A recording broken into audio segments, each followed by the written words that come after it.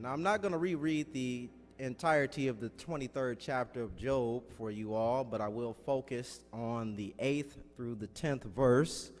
And in the New International Version, it reads, "Look, I go forward, but he is not there, and backward, but I cannot perceive him. When he works on the left hand, I cannot behold him. When he turns to the right hand, I cannot see him. But he knows the way that I take. When he has tested me, I shall come forth as gold." It is especially placing the emphasis on the 10th verse. "But he knows the way that I take. When he has tested me, I shall come forth as gold." And I'm going to take these few verses to speak with you from the topic of going through the right way, or the significance of the storm. Now, the Bible in and of itself is a miracle. The 66 books that comprise the library that we commonly call the Bible are a miracle. Composed over a period of 1,500 years by a number of writers, but yet one author, this book is the longest continuously read piece of literature in history, in the world. It is much older than the Quran. It is much older than the Bhagavad Gita, and it contains the absolute truth. And the reason I say that it definitely contains the truth is simply that if I was going to write a story filled with lies about myself, I definitely would not have portrayed myself the way the characters in the Bible are portrayed. I wouldn't write that I denied my master. I wouldn't write that our friend sold him for 30 pieces of silver. I wouldn't write that King David committed adultery and murder. I wouldn't write those kind of stories if I was going to write up lies about myself. So the Bible must be true. Now, in those 66 books, I would say that in honesty, the book of Job is by far the most mysterious. Who wrote it? Where exactly is this land of Uz? Was Job a figure of history or merely allegory and analogy? Now, unlike any of the other wisdom books in the Bible, this book has no book of history in which to provide the context for the truths that are contained within. In fact, the story of Job is the only book in which the primary character is of no relations to the nation of Israel. Now, if I can be honest with you, brothers and sisters, this book is certainly not amongst my favorites. The sheer premise of the story in the book is problematic for me. Here we have God, the Alpha and the Omega, from everlasting to everlasting, from before the beginning until after the end. The one who hung the stars in the sky and laid the foundations of the earth. The one who was, is, and shall always be. The one who defeated the devil on the cross and destroyed death with the empty tomb. Now here he is, engaged in a chess match with the defeated foe over poor Job's life. I used to think, how could God be so cruel and callous to Job? Then God put me in a position where I was forced to read this book, where I felt like I was Job, in a circumstance beyond my control, not of my making, caught in a seemingly hopeless situation. So I had to re-examine this book, and I realized that I was looking at the story all wrong. I was looking at the situation from a self-centered, capitalistic, materialistic perspective.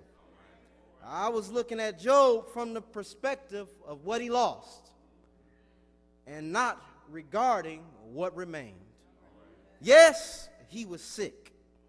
Yes, he lost those that were closest to him. His resources were depleted. But God, let me say that again, but God preserved him alive. Satan wasn't really after his things. Satan was after his life, his witness. And no matter what Satan took, God would not allow Satan to take Job's life.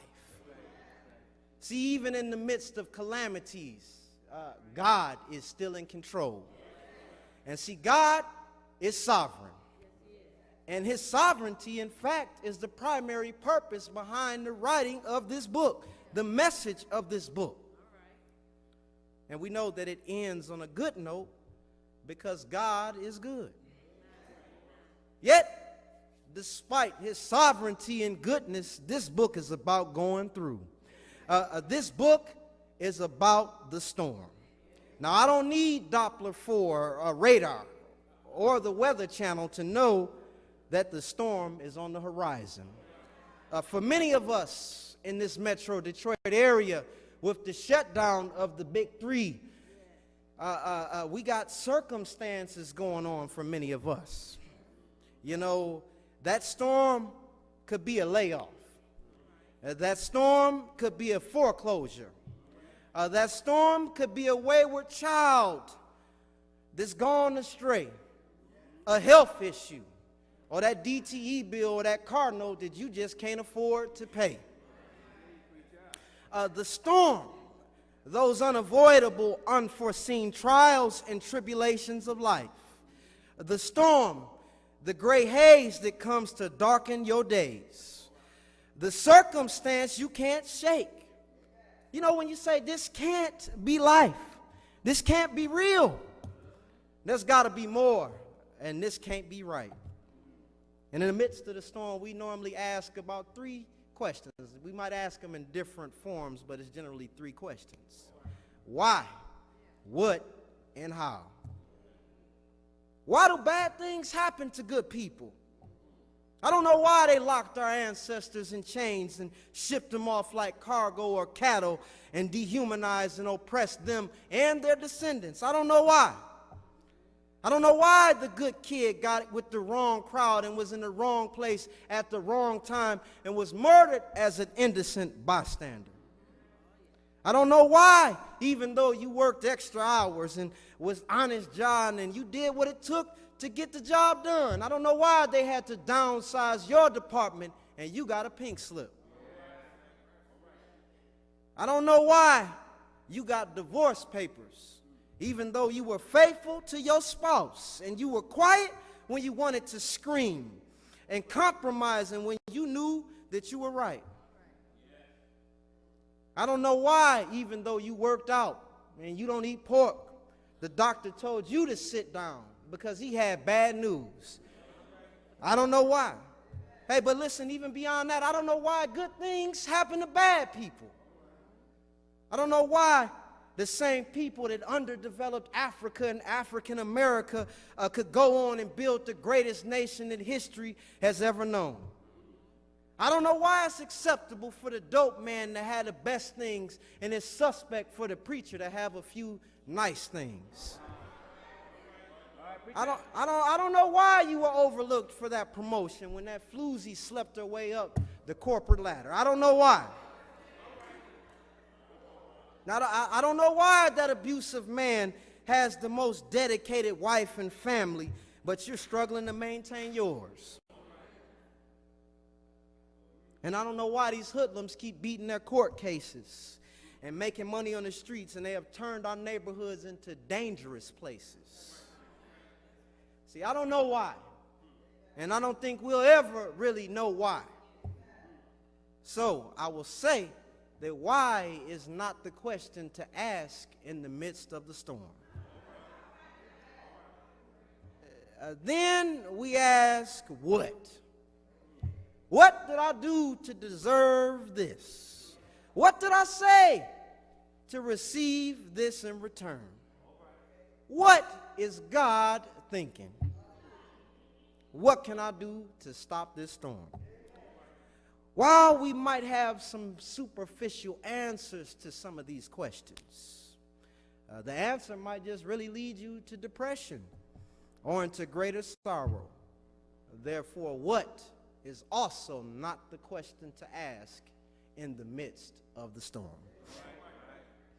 Then we think to ask how. How could God allow my personal Holocaust? How could we be so cruel to one another? How can we turn a blind eye and a deaf ear to suffering? How can we just watch those thugs tear down the community and say nothing? How could they forget how good of an employee I was, but they still let me go? How can never be answered in a satisfactory manner. Therefore also, how is not the question to ask in the storm. But there is one question that we should ask. Who? Who will deliver me? Who will heal me? Who will provide for me? Who will strengthen me through it? Who is on my side? And who's going to turn these things around? Jehovah Jireh is going to provide. Jehovah Nisi is going to be my banner.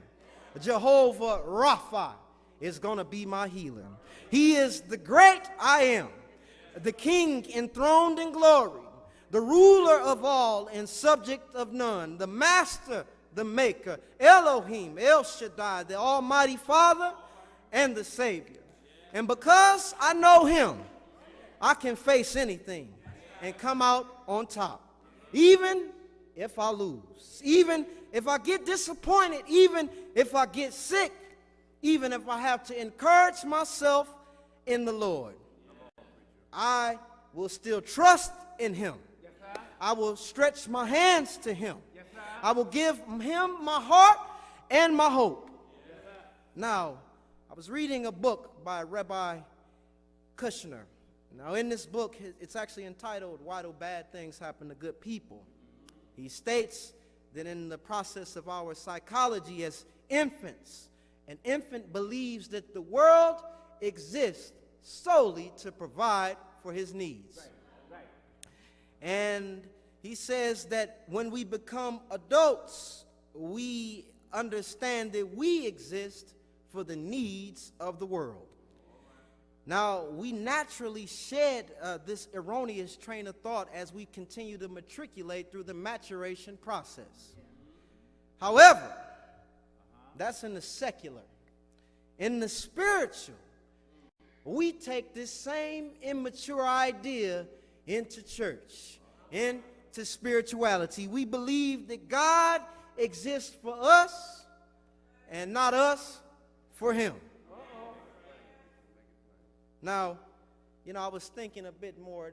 I don't want you all to think I'm Michael Vick or anything, but I used to breed pit bulls. And I used to walk my dogs around this neighborhood here, and I always ran into people who would ask me if I wanted to breed my dogs. So one gentleman in particular, he says, I want to show you my dogs. So I go to his house, and we go in the backyard. It's almost like he has a miniature farm. And I'm saying, now, which dog is the best one to breed with my dog?